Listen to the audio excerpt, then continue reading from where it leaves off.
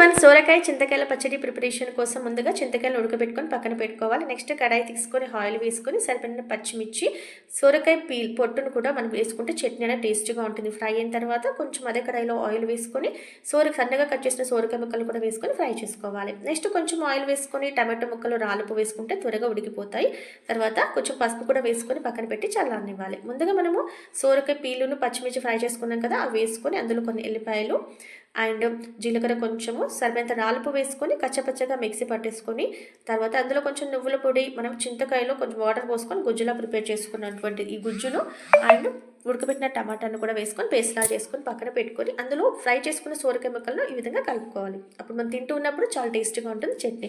Next కడాయి తీసుకొని oil heat అయ్యాక పోపు కోసం కొన్ని ఆవాలు, జీలకర్ర, ఎండుమిర్చి, కరివేపాకు, పసుపు వేసుకొని ఫ్రై అయిన తర్వాత చట్నీ పైన వేసేసుకుంటే చాలా అద్భుతమైన టేస్టీగా ఉండే సోరకాయ చింతకాయల పచ్చడి రెడీ అయిపోతుంది. Thank you.